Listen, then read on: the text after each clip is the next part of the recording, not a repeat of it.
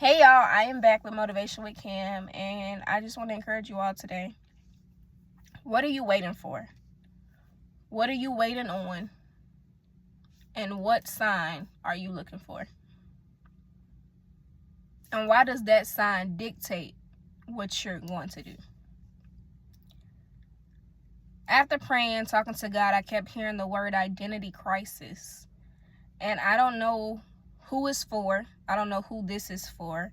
But the definition of identity crisis is basically a state of confusion of not knowing self. It's a sense of not knowing self, purpose, where you belong, none of that. You're just in a state of confusion.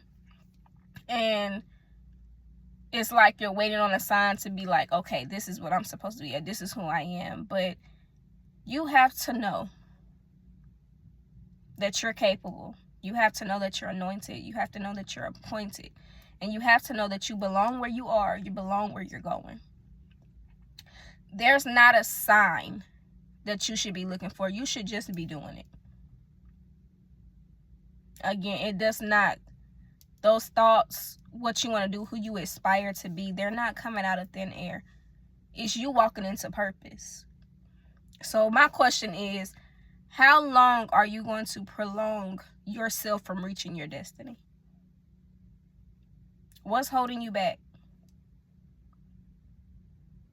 Unbelief, fear, doubt, worry. Truly, what's holding you back? In this season, I would rather fail to perfect than to live a life of what if.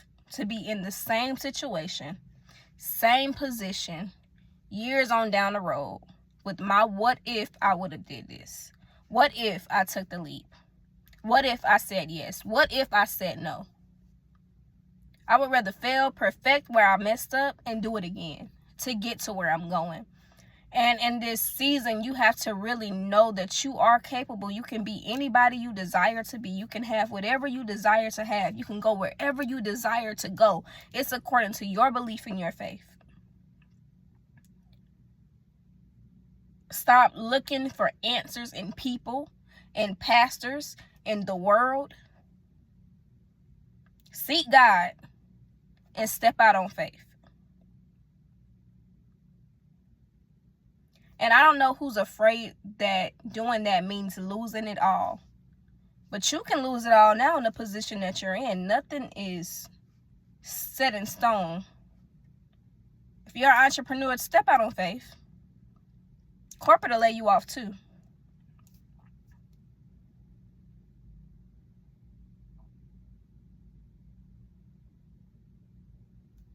That's why I say fail to perfect rather than living a life of what if. And what if it all goes right?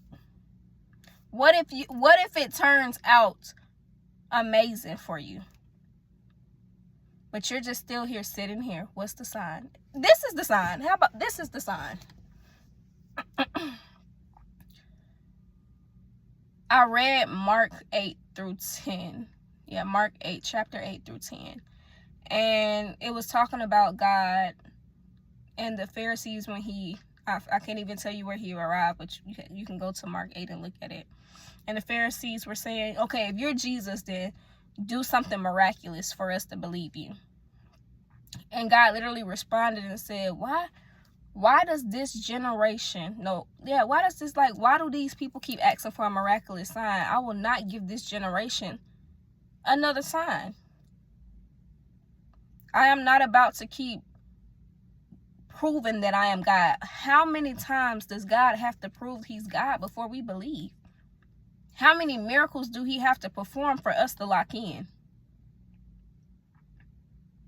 What more does he have to do to believe that it can be done for us? That's a slap in God's face. God left them and he went on across the lake.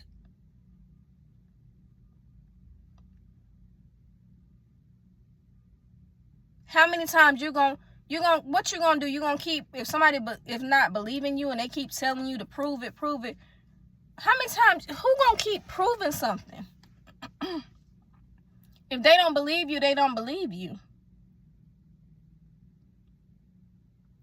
If you're continuously trying to prove yourself to somebody,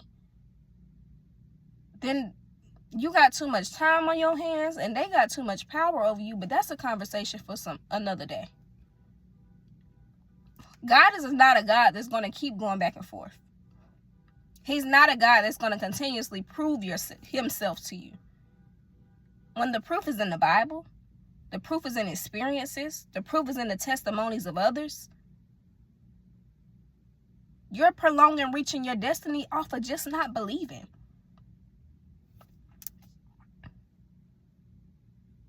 So what are you waiting for? What sign are you looking for? God is not a man who will embarrass you either. So if you're stepping out on faith, you got to walk this thing out with God and trust and believe that God is not going to make a mockery out of you. And in Mark 8-10, it literally says that anybody that does something in my name, that's what God is saying, will be blessed. Anybody who believes. He said that in the chapter about them not believing, like, it's according to your belief.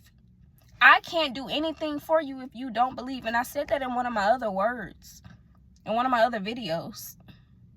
It's just like, it seems like he's really having to deal with this generation of people of believing him.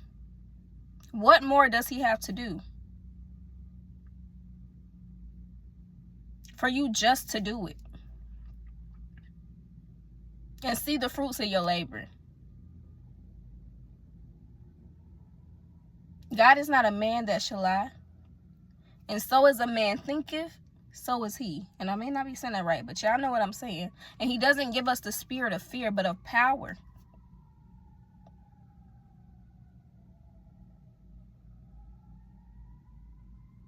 How many times do God have to show you that he's God for it to click? Do not live a life of what if. Take a chance. Bet on yourself. Bet on yourself this year. Bet on yourself this month. Look crazy.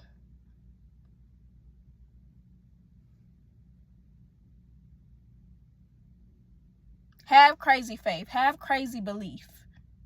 Because the proof is there. The people that believe, it happened.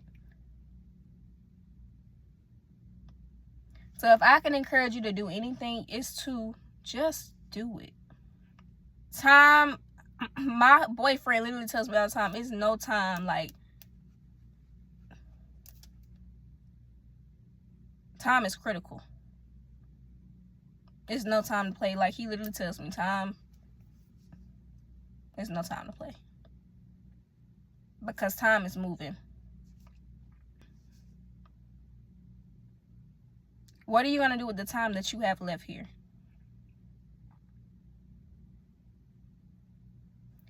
Keep God at the forefront of everything you do.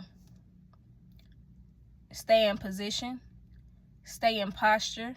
Be a woman or man after God's heart and not his hand. Stop being afraid of losing it all. You can lose it all today. You can lose it all tomorrow. But as long as God is on your side, you will prevail. So that's all I got for y'all. Love y'all. I'll be back.